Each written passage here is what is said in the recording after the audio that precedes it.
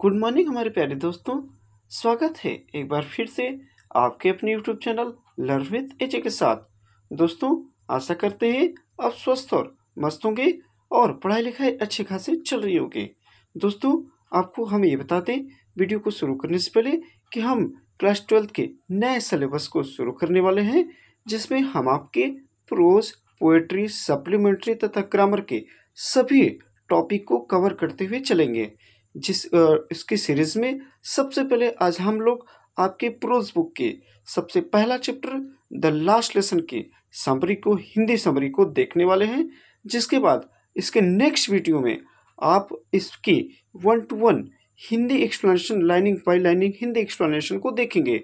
ठीक है, आज आपको समरी मिलेगी। इसके नेक्स्ट वीडियो में एक एक 1 लाइन 1 करके आपको हिंदी एक्सप्लेनेशन को देखने को मिल जाएगा। बाकी नेक्स्ट वीडियो में आपको इसके क्वेश्चन आंसर भी मिल जाएंगे। तो चलिए ज़्यादा देर नहीं करते, शुरू करते हैं आज की अपनी वीडियो को शुरू करने से पहले मेरी एक छोटी सी रिक्वेस्ट है कि यदि आप मेरे चैनल पर नए आए हैं तो सबसे पहले मेरे इस चैनल को लाइक करें, ज़्यादा से ज़्यादा अपने दोस्तों तक शेयर करें ताकि उन्हें भी इस वीडियो का लाभ मिल सके। और मेरे इस वीडियो को देखकर चैनल को सब्सक्राइब जरूर करें। सब्सक्राइब करने के साथ साथ बेल आइकन को जरूर दबा दें ताकि आने वाली वीडियो का नोटिफिकेशन आपको सबसे पहले मिलता रहे। चलिए ज़्यादा नहीं करते हुए शुरू करते हैं आज की वीडियो को। तो दोस्तों, आज की इस हमारे टॉपिक का क्या नाम है, the last lesson. The last lesson जो है अल्फोंस डॉडेट के द्वारा लिखा गया है। ठीक है, अल्फोंस डॉडेट एक फ्रेंच नोवेलिस्ट तथा शॉर्ट स्टोरी राइटर भी थे। क्या ये कहानी किसके द्वारा लिखा गया है? अल्फोंस डॉडेट के द्वारा लिखा गया है, जो एक फ्रेंच नोवेलिस्ट तथा शॉर्ट स्टोरी राइटर थे। इनके शॉर्ट स्टोरी राइटिंग में से ही एक कहानी थी द लास्ट लेसन, उसको हम आज पढ़ने वाले हैं। इसकी समरी हम देखेंगे। ठीक है, आइए इसकी समरी को हम देखते हैं। ये कहानी शुरुआत को शुरू करने से पहले मैं आपको इसकी थोड़ी सी कहानी के बैकग्राउंड में लेकर चलता हूँ। ठीक है, तो कहानी की शुरुआत ये होती है दोस्तों कि फ्रांस और पर्शिया के बीच युद्ध चल रहा होता है। किसके? फ्रांस और पर्शिया के बीच युद्ध चल रहा होता है, जिसमें फ्रांस युद्ध हार जाता है तथा पर्शिया की तरफ से, किसके? पर्शिया की तरफ से जर्मनी, ऑस्ट्रिया तथा पोलैंड लड़ रहे थे। किसके तरफ से? पर्शिया की तरफ से जर्मनी, ऑस्ट्रिया तथा पोलैंड लड़ रहे थे। और इस युद्ध जीतने के बाद जर्मन से एक आदेश आता है कि फ्रांस के स्कूलों में अब फ्रेंच भाषा न पढ़ा के जर्मन भाषा को पढ़ाया जाएगा। ठीक है, ये होती है। और इस कहानी के माध्यम से हमें जो ऑथर है वो ये दो बातें बताना चाहते हैं कि पहली बात ये कि यदि कोई युद्ध होता है तो उस युद्ध में, ठीक है, वहाँ के आम जो लोग होते हैं उन पर क्या प्रभाव पड़ता है। और दूसरी बात हमें ये बताएंगे कि भाषा की क्या महत्व होती है। इन दो बातों को हम इस कहानी के माध्यम से आज देखने वाले हैं। ठीक है, तो आइए शुरू करते हैं आज की अपनी कहानी को।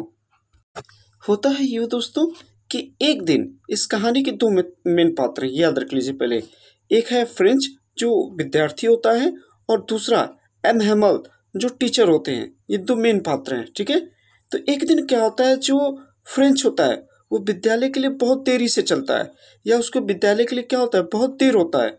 क्यों? क्योंकि उसको वो डर था कि एम हेमल उससे पार्टिसिपल के प्रश्न पूछेंगे, जबकि उसके पार्टिसिपल के विषय में पहला अक्षर भी नहीं जानता।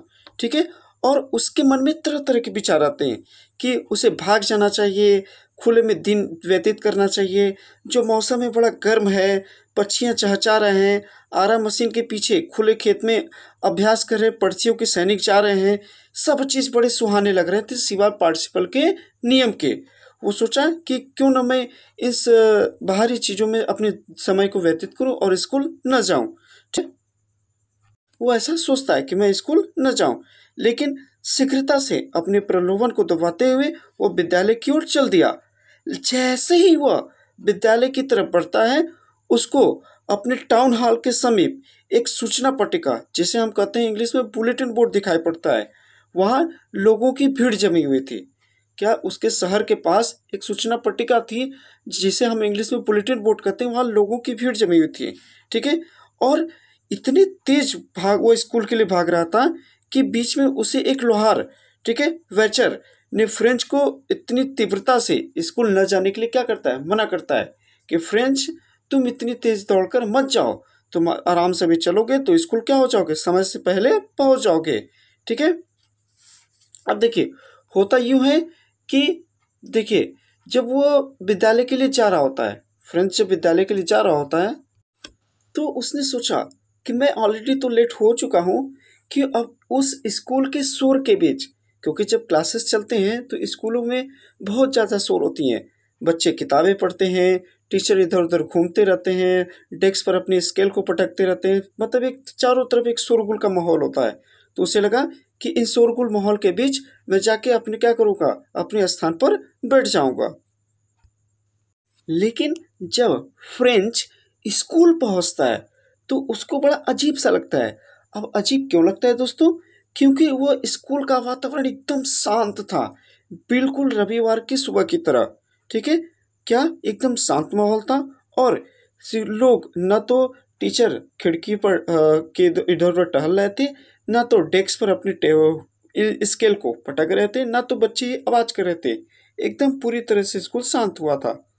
फ्रेंच खिड़की से देखता है कि उसके दोस्त और सपाटी पहले से ही अपने स्थान पर क्या हुए, बैठे हुए हैं।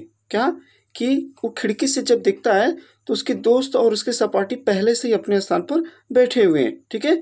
और वो शर्म से या धीरे से कहें तो उदास होकर कक्षा में प्रवेश करने की कोशिश करता है। ठीक है। लेकिन जैसे ही वो प्रवेश करता है तो मिस्टर हेमल उससे कहते हैं कि फ्रेंच जल्दी से अपनी जगह पर आकर बैठ जाओ। वो बड़ी विनम्रता भाव से कहते हैं, कौन, एम हेमल फ्रेंच से कहते हैं कि फ्रेंच अच्छा तुम आ गए, चलो अब तुम जाकर अपनी जगह पर बैठ जाओ, मैं तुम्हारे बिना ही पाठ को शुरू करने वाला था। ठीक है। फ्रेंच ने जब ध्यान से देखा तो उसके अध्यापक ने सुंदर हरा कोट, झालरदार कमीज, छोटी काली रेशमी टोपी पहनी हुई थी। इन सब पर कसीदा कढ़ा हुआ था, मतलब कढ़ाई किया हुआ था। वह इन पोशाकों को अक्सर या तो कोई सी सभा के दौरान या तो रिजल्ट वितरण के दौरान पहना करते थे। ठीक है। और जब वो प्रवेश करता है तो वो ये देखता है कि पीछे के जो ब्रेंच अक्सर खाली रहा करते थे उस पर ग्रामीण लोग चुपचाप आकर क्या हुए थे, बैठे हुए थे। प्रत्येक व्यक्ति दुखी दिखाई दे रहा था, यानी पीछे बैठा हर एक व्यक्ति दुखी दिखाई दे रहा था।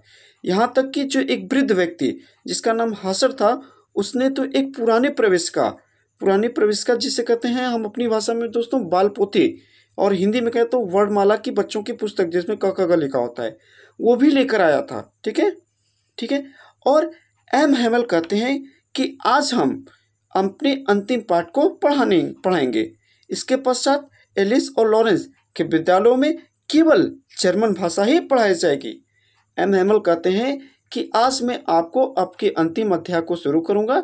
आज के बाद आपके इस एलिस तथा लॉरेंस में विद्यालयों में केवल जर्मन भाषा ही पढ़ाई जाएगी। नया अध्यापक आपके अगले दिन आ जाएगा। यह उनकी फ्रांसीसी भाषा का अंतिम पाठ था। वह चाहते थे कि अत्यंत ध्यानपूर्वक क्या रहे, वह ध्यानपूर्वक सब लोग पढ़ें। इस सब बातों को सुनकर जो होता है वो फ्रेंच बड़ा उदास हो जाता है। ठीक है। फ्रेंच को अफसोस तथा खेद हुआ कि उसने अपने पाठ को न तो सही से याद किया, ठीक है, और वर्णन करना भी भूल गया। और वे टीचर जो उसको अभी तक बड़े क्रूर लग रहे थे अब वे उसके दोस्त जैसे बन गए। ठीक है। और उसने कहा कि वे न तो फ्रेंच को इन सब बातों को सुनकर बड़ा अफसोस होता है, उसे दुख होता है कि उसने अपना पाठ तो अच्छी तरीके से याद नहीं किया, क्योंकि हेमल के जाने की खबर से यह भूल गया कि उनका पैमाना जो स्केल था वो कितने क्रूर के तरीके से उसको क्या करते थे, पटकते थे। अब फ्रेंच को समझ में आया कि मिस्टर हेमल ने अपनी सर्वश्रेष्ठ पोशाक क्यों पहनी हुई थी, गांव के वृद्ध लोग यहाँ क्यों बैठे हुए थे। वे अध्यापक के 40 वर्ष की स्वामी भक्ति या उसकी सेवा का धन्यवाद देने के लिए, देश के प्रति सम्मान प्रकट करने के लिए, जो अब उनके नहीं थे, वहाँ पर बैठे हुए थे। ठीक है दोस्तों, हेमल ने फ्रेंच के स्वसर गाने को कहा और वहाँ पर चुपचाप खड़ा रहा। ठीक है। अब जो फ्रेंच था वो अपने मन ही मन ही सोचता है कि वह अध्यापक जो अभी तक उसे क्या लग रहे थे, बड़े क्रूर लग रहे थे, पिटाई करते थे या जो भी चीज़, तो उनको अब वो बड़े उसका दोस्त लगने लगा। यानी अब वह जर्मन भाषा फ्रेंच भाषा जो अभी तक उसने पढ़ना ठीक से सीखा भी नहीं था, अब उसे वो क्या करना पड़ेगा, छोड़ना पड़ेगा। और वे किताबें जो उसे अभी तक क्या लग रही थी, बड़ी बेकार लग रही थी, अब उसके प्रिय मित्र लग रही थी। ठीक है दोस्तों, ये सब बातें वो क्या कर रहा था, सोच रहा था। कौन? फ्रेंच सोच रहा था। ठीक है।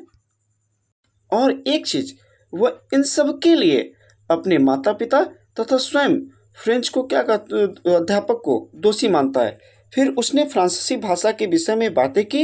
ये संसार के सबसे, कौन ऐसी बातें करता है, उनके जो अध्यापक थे वो क्या करते हैं, फ्रांसीसी भाषा के बारे में बात करते हैं कि यह भाषा संसार की सबसे सुंदर भाषा है, सबसे साफ तथा अत्यधिक तर्कपूर्ण भाषा है।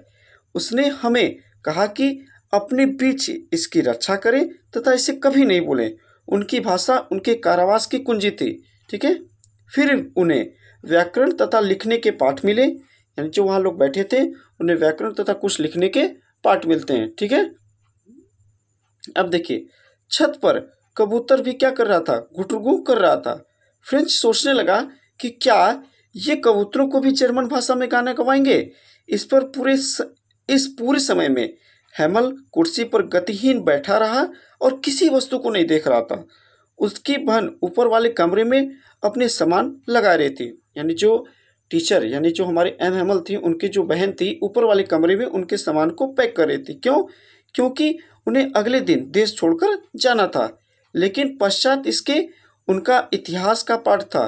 फिर भी बच्चों ने मंत्र की भांति उच्चारित किया, बा भे भी, जो भी थी भाषा में। वृद्ध हासर भी रो रहा था। अचानक गिरजाघर की घंटी में 12 बजता है और दोपहर की प्रार्थना होती है। उस क्षण पर्शिया के सैनिकों की सैन्य अभ्यास से लौटने की ध्वनि खिड़कियों से सुनाई देती है। एम हैमल भी खड़ा हो जाता है और वो बोलना चाहता था, लेकिन उसका दुखों से उसका गला इतना सिंध गया या इतना भर गया कि वो कुछ बोल नहीं पा रहा था। फिर उसने एक चाक का टुकड़ा उठाता है तथा बड़े बड़े अक्षरों में लिख सकता था कि सैंपट पे वीवा ला फ्रांस, वीवा ला फ्रांस, यानी फ्रांस अमर रहे, फ्रांस अमर रहे। इसके पश्चात वह रुक जाता है तथा दीवार के साथ अपने सिर को झुका लेता है।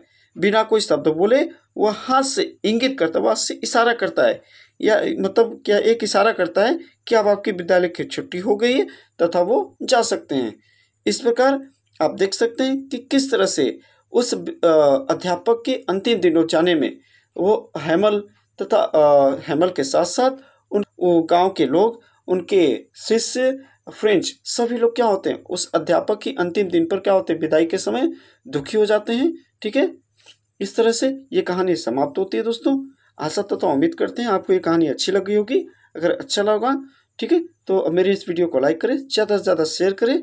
ठीक है दोस्तों, चलिए अब मिलते हैं अपने नेक्स्ट वीडियो में इसके हिंदी एक्सप्लेनेशन के साथ, 1 to 1 करके। इंग्लिश पढ़ेंगे लाइन, उसके बाद इसकी हिंदी एक्सप्लेनेशन करेंगे। मिलते हैं इसके नेक्स्ट वीडियो में। चलिए तब तक के लिए नमस्कार, टाटा, गुड बाय।